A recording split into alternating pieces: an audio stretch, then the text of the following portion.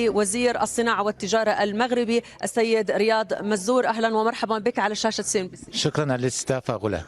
نبدأ بداية بالمشاركة المغربية في دافوس ممثلة بالوفد الرسمي. إلى حد الآن ما الذي أنجزتموه وماذا عن مشاركة الوفد؟ كانت مشاركة قوية من طرف المغرب، حيث دافوس هي مناسبة للقاء بعدد من الشخصيات السياسية والاقتصادية والمستثمرين في كل أنحاء العالم. ما استنتجناه من هذه اليومين هو أننا كان عندنا أكثر من 40 مقابلة ثنائية مع عدد من المقررين والمستثمرين الاقتصاديين، وكاين بوادر باش يكونوا أكثر من 6 أو 7 مشاريع ضخمة مستنتجة من دافوس. طيب خلينا أبدأ اليوم بالصناعات القوية في المغرب، أبدأها بصناعة السيارات، هذه آخر الأخبار. كم ترصدون للاستثمار في هذه الصناعة وإلى أي حد أنتم واثقون أنه مقدرتكم على تصنيع سيارات قابلة للتنافس اليوم على فئات عالية؟ هي هذا إنجاز حصل، تحصيل حاصل. أول سيارة بتتباع في أوروبا منتوج مغربي، والثانية أيضا عندنا قدرات إنتاجية اللي تصل ب 700 ألف سيارة منتجة في المغرب سنويا، وحنوصل إن شاء الله في 3 سنوات المقبلة إلى مليون، وفي 8 سنوات المقبلة إلى مليونين. يعني المغرب هو مصنع السيارات الأكثر ممكن تنافسية في العالم، الثاني أو الثالث. عندنا نسبة الإنتاج، نسبة الإدماج، يعني كلفة قطع الغيار اللي بتدخل في السيارة 69% في المغرب بتتصنع ب 250 مصنع وبتشغل 220 ألف كفاءة مغربية. أذهب إلى الفوسفات، المادة الحيوية الكبيرة جدا، تعدون من أكبر المصدرين لها في العالم، وهي بالعكس المادة الحيوية الأكثر. كم نسبة مدخول المغرب وإيراداته من عملية تصدير الفوسفات؟ نسبة إدماج الفوسفات، أولا الفوسفات بيتطور إلى أسمدة. المغرب أصبح أكبر منتج للأسمدة في العالم، والفوسفات أيضا مادة حيوية للبطاريات للسيارات الكهربائية.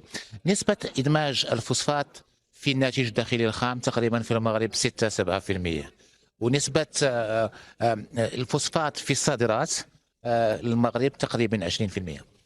دعنا نتحدث عن الصناعات الأخرى. تستهدفون أن تشكلوا التكلفة الأقل في الهيدروجين الأخضر، وأنا أسميه المارد الأخضر القادم. إلى أي حد أنتم مطمئنين أنكم حتكونوا الأكفأ في المنطقة؟ أكفأ في العالم. احنا عندنا تكلفة إنتاج الهيدروجين في المغرب حسب كل التقارير من 3 الأقل تكلفة في العالم. المنافسين هما شيلي أو السعودية أو أستراليا، ولكن كل واحد عنده منطقة جغرافية، يعني ما فيش تنافس. المغرب هو قبلة إنتاج الهيدروجين بأقل تكلفة بامتياز. لدينا عدد من المشاريع ومشاريع الاستثمار قوية لإنتاج الهيدروجين، منها مشاريع مغربية.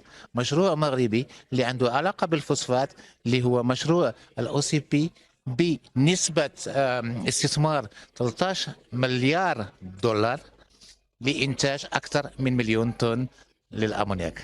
نذهب الآن إلى التجارة. كم تبلغ اليوم حجم التجارة الخارجية للمغرب؟ حجم التجارة الخارجية للمغرب تقريبا 100 مليار دولار، وهي ازدادت ب 30% من سنة إلى سنة أخرى، وإحنا الانتظارات ديالنا هي أنها تزيد ب 20% في السنة الحالية.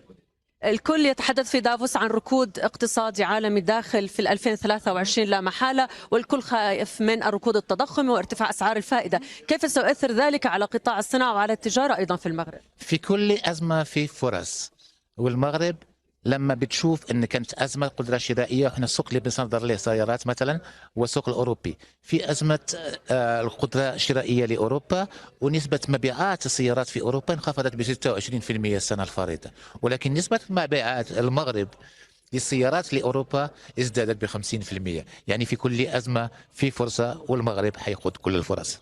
بالنسبة لسعر صرف العملة، هل سيشكل فارق بالنسبة للمبيعات؟ لا، سعر صرف العملة هو متوازن، هو مبني على 60% أورو 40% دولار، وهو متوازن. من هم شركاء المغرب اليوم التجاريين بالدرجة الأولى؟ أكبر شريك تجاري هو الاتحاد الأوروبي اللي بياخذ 65% من الصادرات المغربية. ثاني أكبر شريك هو الولايات المتحدة، وأنتم بتعرفوا أن لدينا اتفاقية تبادل حر مع الاتحاد الأوروبي ومع الولايات المتحدة، وثالث أكبر شريك هو الخليج. الكل يتحدث عن استمرار التأثير السلبي للحرب الروسية الأوكرانية التي لن نعرف حتى الآن مداها إلى متى، فبماذا تأثر المغرب من هذه الحرب؟ تأثر بالغلاء، أولا بالغلاء. القدرة الشرائية كانت لها أزمة، وكان لازم يكون تدخل للحكومة عشان القدرة الشرائية للمغاربة والتضخم ينخفض. وإحنا مفتخرين بأننا من الدول في العالم اللي عندها أقل نسبة تضخم، يعني يتجاوز 6%، ولكن كان عندها أثر بالنسبة للقدرة الشرائية للمواطنين، وهذا انشغال يومي للحكومة المغربية. كم تقديراتك لمعدلات نمو قطاع الصناعة في المغرب في نهاية هذا العام؟ أكثر من 5% إن شاء الله. وأبرز الصناعات اللي يعتمد عليها المغرب اليوم بغير الصادرات؟ صناعة السيارات وصناعة الطيران وصناعة الأدوية والصناعة الغذائية. كل التوفيق لكم السيد رياض مزدور، وأنت وزير الصناعة والتجارة المغربي. شكرا غلا على الاستضافة.